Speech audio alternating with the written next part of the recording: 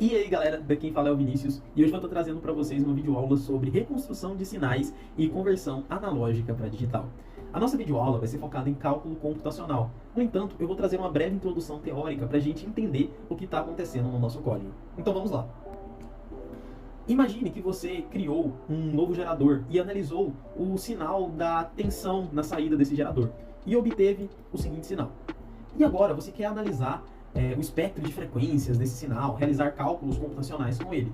No entanto, com esse sinal em específico, você não vai conseguir realizar esses cálculos, pois esse sinal é contínuo no tempo e computadores ou sistemas digitais não conseguem analisar sinais dessa forma, pois entre um intervalo entre 0 e 1, por exemplo, nós temos infinitos valores diferentes e os computadores não conseguem analisar infinitos valores. Então, nós iremos aplicar o teorema da amostragem para conseguir separar, para conseguir discretizar esse sinal da forma correta para que nós consigamos analisar ele no computador. E como nós vamos fazer isso? Eu fiz esse pequeno diagrama aqui para tentar explicar como isso vai funcionar. Bem, aqui nós temos o nosso sinal x de t, que é o nosso sinal contínuo no tempo. Ele vai ser aplicado nesse bloquinho A. Esse bloquinho A vai ser o responsável por multiplicar o nosso sinal x de t por um sinal s de t. Esse sinal s de t em questão é um trem de impulsos. Ele tem que ser um trem de impulsos. E o que é um trem de impulsos? Ele é um sinal periódico no tempo que ele dá pulsos em tempos infinitesimalmente rápidos. Então você tem vários pulsos ali ao longo do tempo. Bem, depois que nós realizarmos essa multiplicação, nós teremos o nosso sinal xd de t, que é o sinal discreto no tempo. E como isso funciona exatamente? Aqui nós temos o nosso sinal, que está em verde, e nós temos o nosso trem de impulsos. Quando nós multiplicamos o nosso trem de impulsos pelo sinal, nós vamos ver que cada impulso ele vai estar respectivo a um valor, ele vai representar um valor do nosso sinal em questão. Então nós vamos pegar ali valores discretos do nosso sinal, que assim nosso computador, a nossa máquina vai conseguir realizar os cálculos.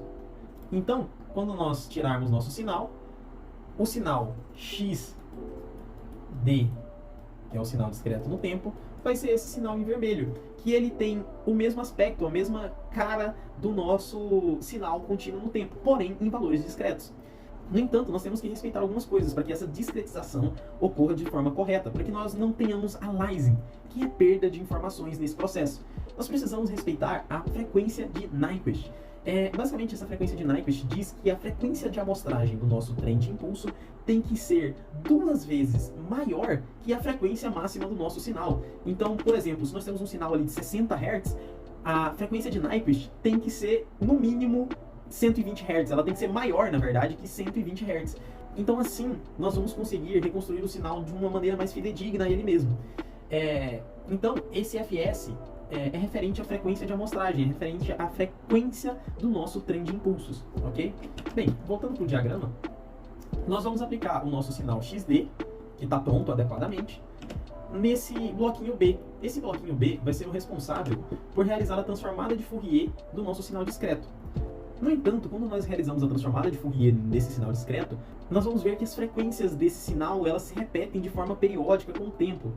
E nós não precisamos dessas informações periódicas, nós só precisamos daquelas que representam o nosso sinal. Então, nós utilizamos um filtro passa-baixa para poder filtrar essas frequências e deixar apenas as frequências reais do nosso sinal, por assim dizer. Então, daí, finalmente, nós podemos jogar no nosso PC e fazer a análise computacional ou qualquer outra coisa que você queira fazer com esse sinal. Bem, agora vamos para o código em questão. Então, esse algoritmo eu criei ele em Python e separei em alguns grupos para a gente conseguir entender melhor o que está acontecendo. Primeiramente, as bibliotecas. Eu utilizei a biblioteca NumPy, que é uma biblioteca matemática que vai ser responsável por realizar alguns cálculos mais complexos de maneira mais eficiente no nosso código. A Math, que também é uma biblioteca matemática mais simples, e a Matplotlib, que vai ser responsável por plotar os nossos sinais. Depois nós viemos para as definições. Aqui nas definições é onde nós definimos variáveis, constantes, que vão ser utilizadas no código para que ele consiga funcionar. Bem, a primeira variável aqui é o passo, né? Na verdade, a primeira constante aqui é o passo. Esse passo, ele é referente ao passo de criação do nosso sinal. Porque aqui nós vamos criar um sinal, emulando um sinal contínuo no tempo, para que a gente possa discretizá-lo e realizar a análise na frequência. Então esse passo ele é muito pequeno para que a gente possa ter um sinal muito próximo de um sinal contínuo. Aqui nós temos W, que está representando o ômega, que é a maior frequência do nosso sinal. No caso, nós vamos usar 10 Hz. A definição de algumas listas e constantes. E nós temos essa variável bem interessante, que é o passo de pulso, que é o tempo entre um pulso do trem de impulsos e outro. E essa variável, ela tem que respeitar a frequência de Nyquist, porque ela basicamente vai ser a nossa frequência de amostragem do sinal. Então, aqui a nossa está respeitando, né, ômega vezes 2.5. Nós temos essa constante VB, e aqui nós temos a definição da função que vai ser amostrada. No caso aqui nós estamos usando uma senoide com frequência ômega, que é a maior frequência do nosso sinal, mais uma senoide com uma frequência de 5 Hz, por exemplo, mais uma senoide com frequência de 3 Hz. E aqui nós temos essa parte que é o criando x de t. Esse criando x de t é onde nós vamos criar o nosso sinal contínuo. Mas não só isso, nós também vamos criar a nossa função discretizada ao mesmo tempo. Porque aqui nós podemos definir quanto tempo esse valor aqui é quanto tempo, quantos segundos, né, nós vamos criar de sinal, nós vamos simular de sinal. Então aqui nós estamos criando, né, uma lista e adicionando nela os valores f de t a cada tzinho. Então esse t ele varia a cada rodada, ele adiciona essa variável p, que é o nosso passo. Então nós vamos pegar, por exemplo, tempo igual a 0,0,1, tempo igual a 0,0,2, por exemplo. O que vai fazer com que essa função seja bastante próxima de uma função contínua. E aqui nós temos a nossa variável bb, que ela vai estar variando da mesma forma que o tempo. No entanto, ela vai ser uma variável como se fosse um contador para a gente comparar com aquela variável pp. Então, quando esse tempo aqui ele for maior ou igual à nossa variável pp, que é o tempo entre um impulso e outro, um outro sinal y2 vai estar recebendo o valor da função naquele momento. E nos outros tempos vai ser zero. Então vocês vão ver que fica uma função ali discreta no tempo, ela não fica contínua. Bem, dando sequência aqui, nós só transformamos o sinal y em um array para poder usar um NumPy. E n é o número de pontos dentro desse sinal y. Ele é importante para que a gente possa realizar os cálculos que vão vir a seguir. Aqui nós temos a criação do vetor de frequências, que é o eixo x ali, o eixo horizontal da nossa transformada de Fourier. E para fazer isso nós usamos a função np.fft e para ela nós fornecemos o número de pontos e a frequência de amostragem do nosso sinal. No entanto, a frequência de amostragem do nosso sinal é o próprio passo, pois nós estamos criando ele nesse algoritmo também. Agora nós temos a transformada em questão do nosso sinal contínuo, então nós transformamos usando a np.fft.yr, que é aquele vetor que a gente transformou em array lá em cima. Dando sequência, nós temos também a transformada da função discreta, onde nós vamos estar transformando aqui a função y2, que é aquela função discretizada que nós criamos lá em cima, aqui nesse while, junto com a função contínua. Dando sequência, nós temos o filtro passa-baixa. Esse filtro passa-baixa funciona da seguinte forma. Nós temos um for que ele vai girar tantas vezes quanto pontos no eixo da frequência que nós temos. Então, basicamente, o que ele vai fazer é pegar as frequências que estão acima de ômega, que é a frequência mais alta, e zerar. Então nós vamos, porque pra gente é indiferente essas frequências, então nós vamos pegar apenas as frequências ali abaixo de ômega, que é a frequência máxima do nosso sinal. Agora nós vamos plotar as nossas funções visualmente, então aqui nós temos o plot da função contínua, que vai estar em verde, o plot da função discreta, que vai estar em azul, enfim, nós vamos plotar apenas a parte positiva da nossa frequência, porque ela tem a parte negativa e a parte positiva, mas para a nossa análise só interessa a parte positiva do sinal. Então agora vamos rodar nosso código e ver o que a gente tem. E tá aqui, já temos o nosso resultado. Então aqui em verde nós temos o nosso sinal original.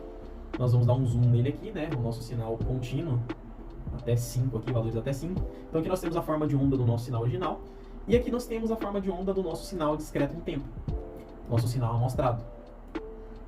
Aqui, se nós alinharmos direitinho os eixos, nós vamos poder perceber que, por exemplo, esse ponto azul mais alto, ele está referente àquele pico do nosso sinal. Logo em seguida, nós temos o mais baixinho, que está referente àquele pequeno vale ali. Então, o nosso sinal discretizado está representando bem o nosso sinal original. E aqui nós temos a transformada de Fourier do nosso sinal original, onde nós temos aqui frequências na faixa de 3 Hz, 5 Hz e 10 Hz, que é exatamente aquelas senoides que estão compondo esse sinal.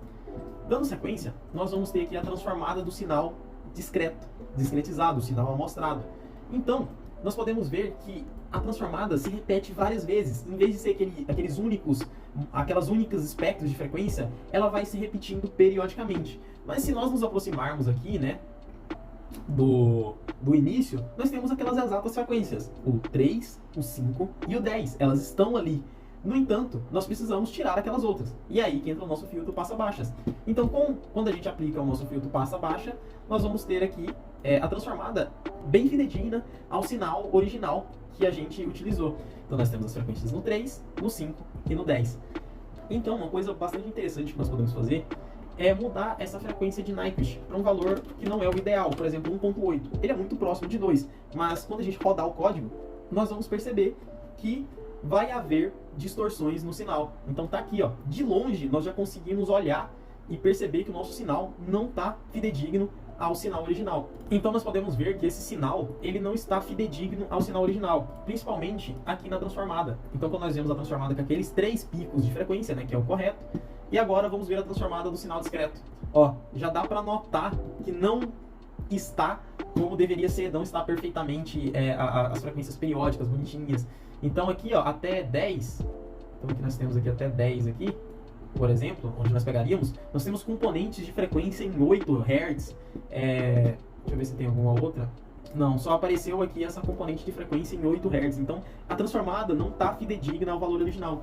Então, quando nós fizermos aqui, até passarmos pelo filtro passa-baixa, nós vamos ter aqui 4 picos de sinal, o que não corresponde ao sinal original utilizado, mostrando que nós temos aliasing, se não utilizarmos a frequência de Nyquist correta para nossa análise. Então é isso, pessoal. Muito obrigado e até a próxima.